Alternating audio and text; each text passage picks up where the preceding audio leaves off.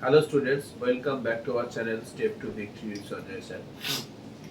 গতকালের ভিডিওতে আমরা ম্যাথ নিয়ে কিছু আলোচনা করেছিলাম, যেখানে পরিমিতির কিছু ম্যাথ ছিল।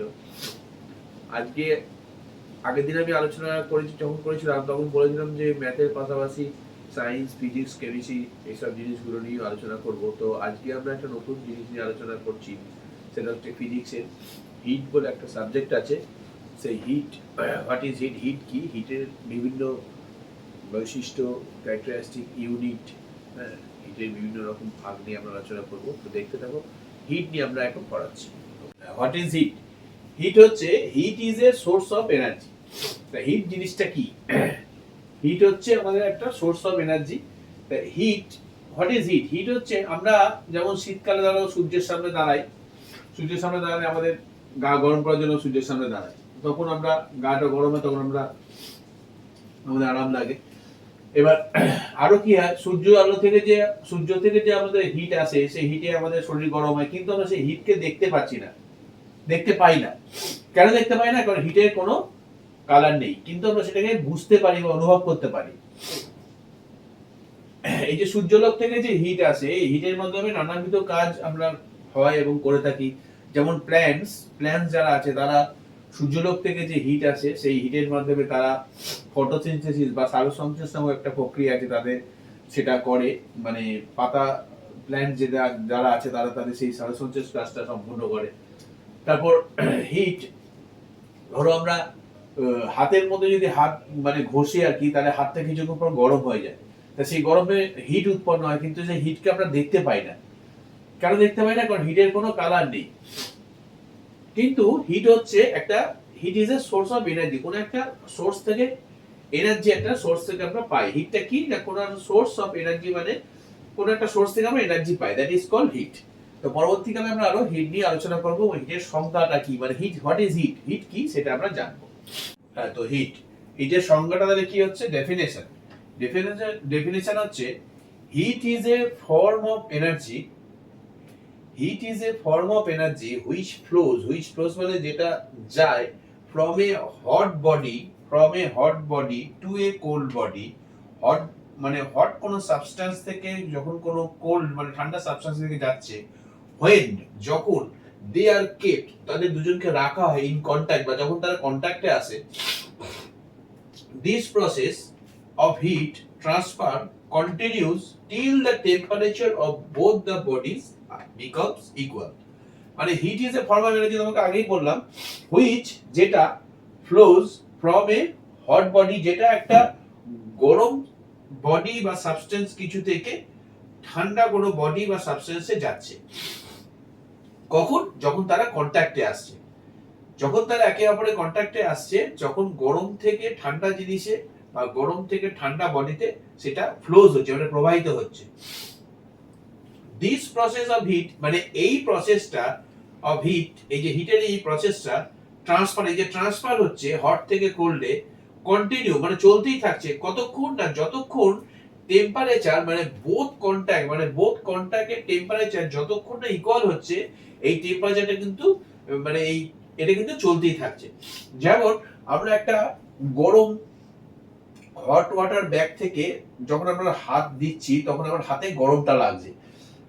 কেন গরমটা লাগছে? কারণ ব্যাগটা গরম।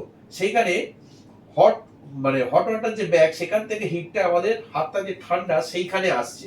কতক্ষণ লাগবে? যতক্ষণ না এটা গরমটাই লাগবে, কারণ ওখানে হিটটা অনেক বেশি আছে। আবার যখন আমরা কোনো আইস কিউবে হাত দিচ্ছি, তখন আমাদের হাতটা ঠান্ডা লাগছে। কেন ঠান্ডা লাগছে? তখন আমাদের এই হট হাতের যে গরম, সেখান থেকে ওই ঠান্ডায় হিটটা যাচ্ছে। এইভাবে কন্টিনিউ চলতে থাকবে। এইটা যতক্ষণ না সমান হবে, ততক্ষণ কিন্তু এটা চলতে থাকবে। আবার ধরো হাতে জল হাতে যদি আমরা ওই গরম কোনো ব্যাগে ধরি, যতক্ষণ না এটা ইকুয়াল হচ্ছে, মানে আমার হাত আর এই হিটের মানে গরম কোনো জিনিসটা ইকুয়াল হচ্ছে, ততক্ষণ কিন্তু আমার হাতটায় গরম লাগবে। ঠিক তেমন তাই আইস কিউবে আমি যখন হাতটা লাগাবো, একটা সময় আমার হাতটা খুব ঠান্ডা লাগবে। ঠান্ডা লাগার পর আস্তে আস্তে ঠান্ডাটা কমবে, এরপর আস্তে আস্তে দুটো কিন্তু ইকুয়াল হয়ে যাবে। ওইটাই বলছে যে যতক্ষণ না ততক্ষণ চলতে থাকবে, যতক্ষণ না both the bodies are become equal, ততক্ষণ অব্দি হিটটা চলতে থাকবে। এটা হচ্ছে হিটের সংজ্ঞা। এরপর আমরা হিটের আরো ক্লাসিফিকেশন পড়বো, হিটের ইউনিট কি জিনিস, মানে কত রকমের ইউনিট হয় সেগুলো আমরা দেখব। আজকে আমরা করব হিটের ইউনিটস নিয়ে আলোচনা করব। ইউনিটস, হিটের ইউনিটস হচ্ছে দুভাগে আমরা ভাগ করা হচ্ছে। এটা হচ্ছে এসআই পদ্ধতি। এসআই পদ্ধতিতে হিটের ইউনিট হচ্ছে জুল বা জে, আর একটা হচ্ছে ক্যাল বা কেসিএল। একটা হচ্ছে ক্যাল আর একটা হচ্ছে কেসিএল। এই যে আমরা লিখেছি 1 KCL, 1 KCL is defined as the heat energy required, মানে 1 কেসিএল কিভাবে ডিফাইন করা হচ্ছে, as the heat energy, মানে হিট এনার্জিটা রিকোয়ার্ড লাগছে টু রেইজ, বাড়াতে বা কি করতে, টু রেইজ দ্য টেম্পারেচারটাকে বাড়াতে 1 gram of water, 1 gram ওয়াটারকে 1 degree সেন্টিগ্রেডে বাড়াতে 1 কেসিএল হিট লাগছে। ঠিক আছে, 1 কেসিএল কিভাবে ডিফাইন করা হচ্ছে, 1 KCL is defined as the hit energy required, hit energy প্রয়োজন টু রেইজ দ্য টেম্পারেচারটাকে বাড়াতে লাগছে কি, অফ 1 গ্রাম অফ ওয়াটার, 1 গ্রাম জলকে 1 ডিগ্রি সেন্টিগ্রেড তাপমাত্রা, মানে 1 ডিগ্রি টেম্পারেচার বাড়াতে 1 কেসিএল হিট লাগছে। তাহলে 1 কেসিএল হচ্ছে 1 কেসিএল ইকুয়ালস টু হচ্ছে 1000 কেসিএল, সিএল ক্যাল। 1 কেসিএল মানে হচ্ছে 1000 সিএল ক্যাল, আর 1 ক্যাল হচ্ছে 4.2 জে, মানে 1 ক্যাল ইকুয়ালস টু হচ্ছে, এই যদি আমি সিমিলারিটি মানে ব্যবহার করি, তাহলে 1 কেসিএল 1 ক্যাল ইকুয়াল টু হচ্ছে 4.2 জে, মানে জুল, এসআই পদ্ধতি যেটা। আর 1 জুল মানে হচ্ছে 0.24 ক্যাল। এটা কিন্তু মনে রাখতে হবে, এটা ভালো করে খাতায় নোট করে নিতে হবে।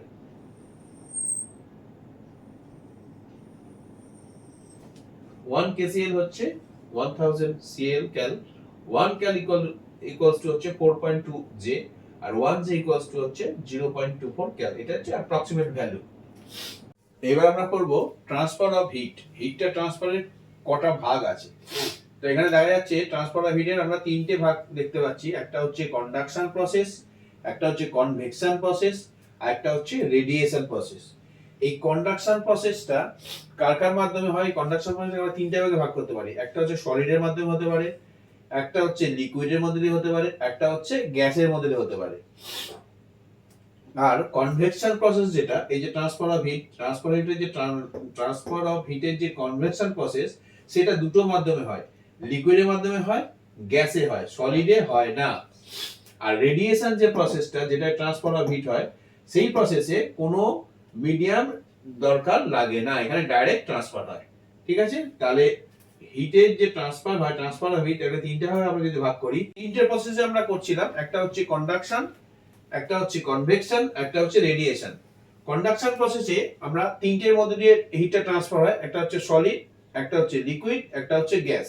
যেখানে কনভেকশন প্রসেসটা হয় লিকুইড আর গ্যাসের মধ্যে দিয়ে, কিন্তু রেডিয়েশনে কোনো মিডিয়াম লাগে না, এখানে ডাইরেক্ট ট্রান্সফার হচ্ছে। ঠিক আছে, তো এইটা হচ্ছে ট্রান্সফার অফ হিটের ভাগ, কন্ডাকশন, কনভেকশন এন্ড রেডিয়েশন। কন্ডাকশনের মধ্যে তিনটে ভাগ, কনভেকশনের দুটো ভাগ, রেডিয়েশনে নো মিডিয়াম, মানে কোনো মিডিয়াম লাগে না। আজকে আমরা আলোচনা করব conduction. What is conduction? Conduction কি? হিট ইজ, এই কন্ডাকশন প্রসেসে heat is transferred through direct contact between materials and is most effective in solids. মানে এখানে হচ্ছে উষ্ণ যে কন্ডাক্টর গুলো আছে সেখান থেকে, মানে তরলটা হচ্ছে যে, মানে উষ্ণ যে অঞ্চলগুলো আছে, উষ্ণ অঞ্চল থেকে নিম্ন যে অঞ্চল, সেই অঞ্চলের দিকে তাপটা প্রবাহিত হয়।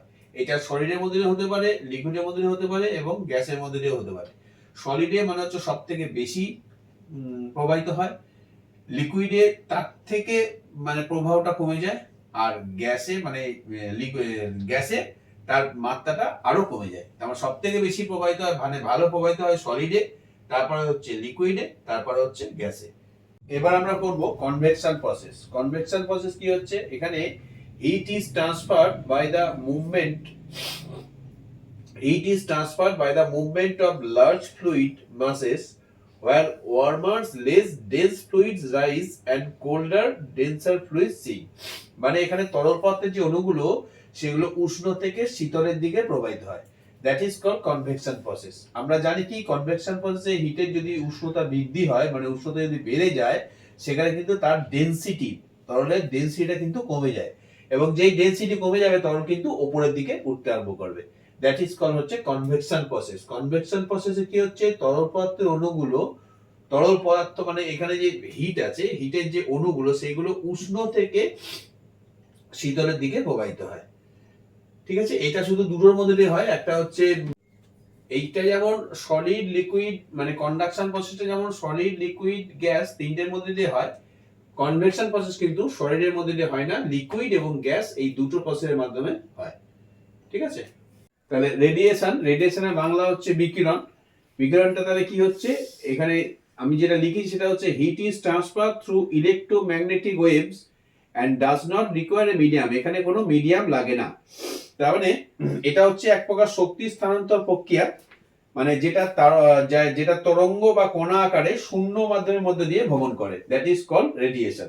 এর মধ্যে কোনো মিডিয়াম অন্তর্ভুক্ত করা যায় না। তাহলে রেডিয়েশন কি, রেডিয়েশন হচ্ছে এক প্রকার শক্তি স্থানান্তর বা নির্গমন প্রক্রিয়া, মানে শক্তি স্থানান্তর প্রক্রিয়া যেটা শূন্য আকারে মানে কণা, তরঙ্গ বা কণা আকারে শূন্য মাধ্যমের মধ্যে দিয়ে প্রবাহিত হয়, ভ্রমণ করে। এর মধ্যে কোনো মিডিয়াম মানে কোনো মিডিয়াম এর মধ্যে লাগে না। এটাই যেমন সলিড লিকুইড গ্যাস লাগে, এখানে যেমন লিকুইড গ্যাস লাগে, এখানে কোনো লিকুইড বা গ্যাস বা সলিড কিছু লাগে না। এটা হচ্ছে রেডিয়েশন পদ্ধতি। এর বাংলা হচ্ছে বিকিরণ। এটা হচ্ছে বিকিরণ।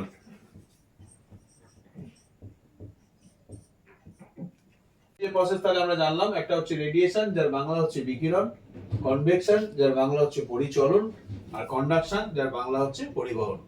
এইভাবে আমরা হিটের বিভিন্ন বিষয় বিভিন্ন ভাগ নিয়ে আলোচনা করলাম। সামনের দিনে আমরা আরো হিট এবং তার পরবর্তী যে চ্যাপ্টার বা সাবজেক্ট আছে টেম্পারেচার, সেটা নিয়ে আমরা আলোচনা করব। হ্যালো স্টুডেন্টস, আজকে আমরা যে চ্যাপ্টারটা নিয়ে আলোচনা করলাম সেটা হচ্ছে হিট, এবং পরবর্তীকালে আমরা যেটা নিয়ে আলোচনা করব যে চ্যাপ্টারটা সেটা হচ্ছে টেম্পারেচার, এবং টেম্পারেচারের বিভিন্ন ইউনিট, টেম্পারেচার কাকে বলে, টেম্পারেচারের বিভিন্ন ভাগ, এগুলো নিয়ে আলোচনা করব। এর মধ্যে অনেক কিছু বিষয় থাকবে যেগুলো দেখবে। আর এই পড়ানোটা যদি ভালো লাগে তাহলে লাইক অ্যান্ড সাবস্ক্রাইব করে দেবে। হ্যাঁ, তো ঠিক আছে, ভালো থাকবে। ওকে।